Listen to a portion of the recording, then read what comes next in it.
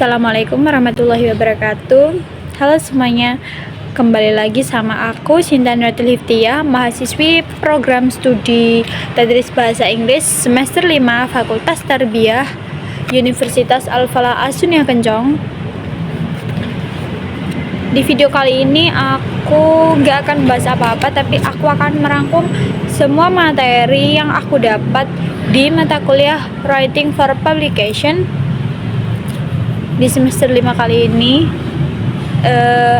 Di sini aku akan memulai dari pertemuan pertama sampai pertemuan ke-11. Yang pertama itu ada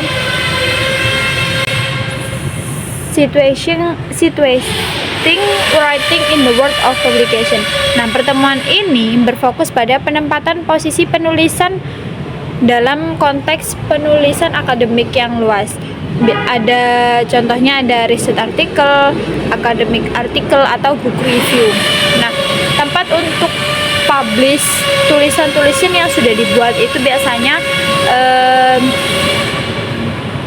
di rumah jurnal kampus tempat kalian berkuliah, atau di rumah jurnal yang sudah disediakan oleh dosen kalian atau mana.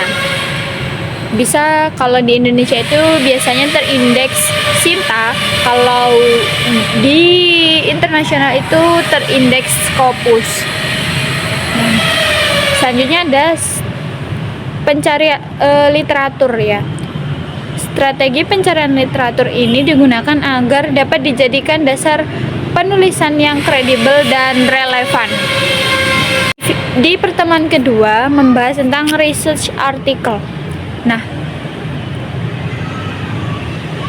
di pertemuan ini membahas tentang struktur baku dari sebuah jurnal artikel yang dikenal dengan format INRAP, yaitu Introduction, Method, Result or Finding, and Discussion. Nah, biasanya itu satu artikel penelitian itu berisi judul, author, abstrak, intro, metodologi, result or finding, discussion, conclusion, dan reference. Judul ini biasanya jelas, singkat, tidak berdele-dele, dan menghindari penulisan atau penggunaan kata-kata singkat, kata gaul, atau kata slang begitu ya. Yang kedua ada abstrak. Biasanya 200 sampai 250 kata. Nah, abstrak ini berisi ringkasan dari keseluruhan manuskrip atau artikel. Yang selanjutnya ada intro. Intro ini biasanya juga dari 500 sampai 1000 kata. Nah, ini isinya biasanya tuh penjelasan masalah dan juga ada tujuan kenapa penelitian ini dilakukan. Yang ketiga ada metodologi. Ini biasanya ada 1000 kata atau lebih ya. Nah, di dalam metodologi ini biasanya membahas tentang penjelasan bagaimana penelitian itu dilakukan, entah itu proses pengumpulan data. Nah, yang selanjutnya ada result or finding. Biasanya juga maksimal 1000 kata. Biasanya ini berisi tentang temuan data dari metodologi yang digunakan dalam penelitian. Yang selanjutnya ada discussion.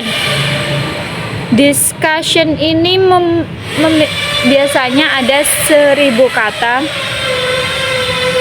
berisi tentang penjelasan hasil dari metodologi dan result itu, lalu membandingkan dengan literatur penelitian sebelumnya, dan menjelaskan implikasi penelitian. Yang selanjutnya ada konklusi. Biasanya itu 750 kata. Ini menyimpulkan temuan utama dan memberikan saran. Selanjutnya ada reference. Biasanya ini kita menggunakan format APA. Reference itu apa sih? Reference itu daftar semua sumber yang dikutip dengan format yang konsisten. Biasanya itu up to date dan akurat ya. Pertemuan ketiga ini membahas metodologi. Pertemuan ketiga ini membahas tentang proses yang dilakukan saat penelitian. Ini penting karena menjamin validitas dan reliabilitas penelitian dan memungkinkan peneliti lain untuk mereplikasi studi atau penelitian kita yang kita buat ya. Nah, metodologi ini ada dua, sepengetahuan saya, ada kuantitatif dan kualitatif. Nah, kalau kuantitatif ini, metode kuantitatif ini berfokus pada data numerik, pengukuran, dan analisis statistik untuk menguji hipotesa. Kalau kualitatif research ini, metodologi riset kualitatif ini berfokus pada pemahaman mendalam tentang makna, pengalaman, dan konteks dalam penelitian tersebut. Nah, macam-macamnya itu banyak banget ya. Ini contohnya ada eksperimental. Ini masuk dalam penelitian kuantitatif, yaitu menguji hubungan sebab akibat, biasanya menggunakan dua kelas, yaitu kelas kontrol dan kelas eksperimental. Kelas kontrol adalah kelas yang tidak diberikan tidak diberikan perlakuan, dan sedangkan kelas eksperimental adalah kelas yang mendapatkan perlakuan. Yang selanjutnya ada survei. Nah, penelitian survei ini, metodologi survei ini adalah mengumpulkan data dari sampel besar populasi menggunakan kuesioner. Biasanya sehabis penelitian itu kita menggunakan kuesioner yang dibagikan oleh ke partisipan ya. Yang selanjutnya ada case study. Case study ini adalah investigasi mendalam tentang satu kasus yang diangkat di penelitian. Selanjutnya ada narrative inquiry, yaitu menganalisis dan menyajikan cerita. Selanjutnya ada content analysis, yaitu menganalisis konten komunikasi seperti gambar, musik, video, dan sebagainya ya. Yang selanjutnya ada SLR, yaitu metode terstruktur untuk mengidentifikasi semua penelitian. Ini lebih kayak ke book review, literatur review begitu. Nah, syarat untuk melakukan metodologi dalam penelitian itu harus ada subjek atau partisipan ya. Nggak mungkin dong kita melakukan penelitian tanpa adanya partisipan. Yang kedua ada instrumen ya, yang tadi saya bilang. Ada prosedur dan teknik analisis data. Lanjut pertemuan yang keempat, ada result or finding. Pertemuan keempat ini membahas tentang penyajian data mentah yang sudah diolah menjadi informasi yang mudah dipahami oleh pembaca. Di bagian ini hanya berisi tentang penyajian temuan, baik berupa statistik kualitatif maupun statistik kuantitatif maupun pola data. Penggunaan visualisasi data juga disarankan agar mempermudah pemahaman para pembaca. Isi dari result or finding secara umum yakni deskripsi sampel, temuan utama kualitatif atau temuan utama kuantitatif, data yang ditulis dalam result or finding ini harus disajikan secara clear, concise, dan objektif melalui narasi dan dukungan visual. Pertemuan kelima ada discussion. Pertemuan kelima ini itu adalah membahas tentang diskusi atau cara untuk menginterpretasikan dan menjelaskan hasil penelitian serta menempatkan temuan tersebut dalam konteks literatur yang lebih luas. Biasanya berisi tentang interpretasi hasil. Selanjutnya itu biasanya mengaitkan dengan literatur review terdahulu. Yang ketiga ada implikasi penelitian.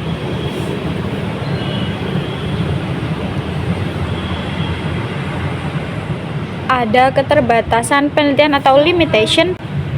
Dan selanjutnya biasanya sering ada research for future atau penelitian untuk masa depan.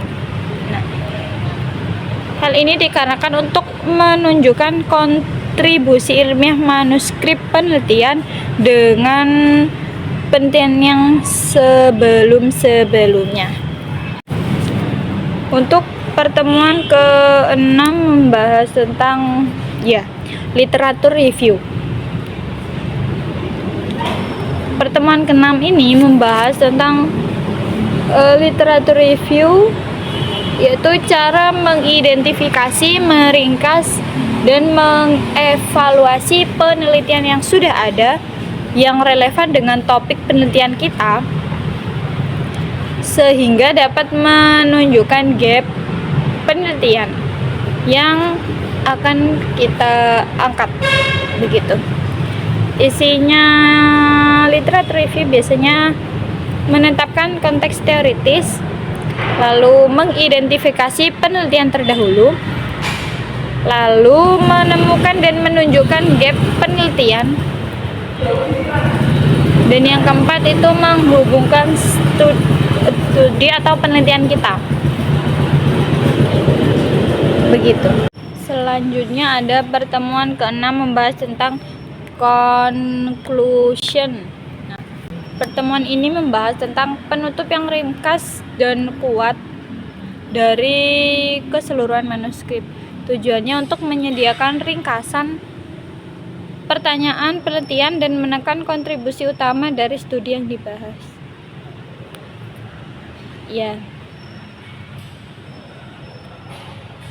Yang pertama itu biasanya konklusi itu yang pertama yang ditulis itu biasanya tujuan penelitian. Kenapa penelitian ini diangkat atau dibahas?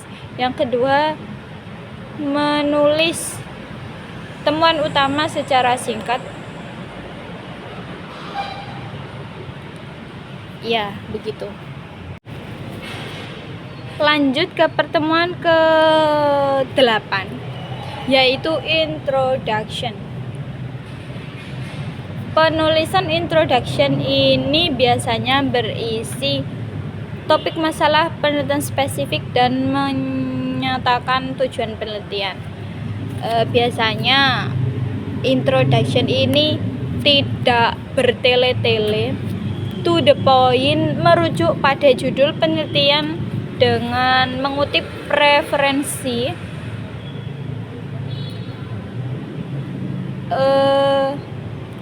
biasanya di introduction ini juga memberitahukan informasi penting. Jika tadi saya bilang di discussion biasanya ada research future, atau keterbatasan penelitian, biasanya maksudnya keterbatasan penelitian, limitation atau research future itu kalau tidak ada di discussion biasanya ditulis di bagian introduction. Itu adalah informasi penting yang biasanya ditulis di introduction. Introduction ini umumnya berbentuk narasi yang meyakinkan pembenaran mengapa penelitian ini perlu dilakukan secara logis untuk mencapai tujuan studi yang spesifik. Selanjutnya ada abstrak, yaitu pertemuan ke-9 membahas tentang abstrak. Nah, abstrak ini berisi ringkasan tunggal dan padat dari keseluruhan manuskrip atau keseluruhan penulisan penelitian yang kita bahas. Karena bagian ini menjadi yang terpenting karena biasanya di setiap rumah jurnal atau itu kan banyak artikel yang tidak dapat diakses. Nah, abstrak ini menjadi bagian terpenting karena sering diakses secara gratis oleh pembaca ya. Abstrak ini harus berdiri sendiri dan meyakinkan pembaca untuk membaca seluruh artikel. Biasanya ini memang abstrak ini adalah isi dari keseluruhan penelitian dari keseluruhan artikel yang diangkat. Karakteristik abstrak biasanya ringkas, akurat, dan berdiri sendiri. Ringkas ini tidak bertele-tele, akurat ini isinya sesuai dengan isi penelitian. Pertemuan ke-10, judul biasanya menjadi bagian yang sering dicari oleh mesin pencari akademik. Judul yang baik biasanya judul yang paling akurat dan paling menarik untuk mendeskripsikan isi tulisan penelitian. Biasanya judul itu harus jujur, spesifik, tidak bertele-tele, ringkas namun informatif, dan hindari kata singkatan yang tidak dijelaskan. Pertemuan ke-11 yakni reference.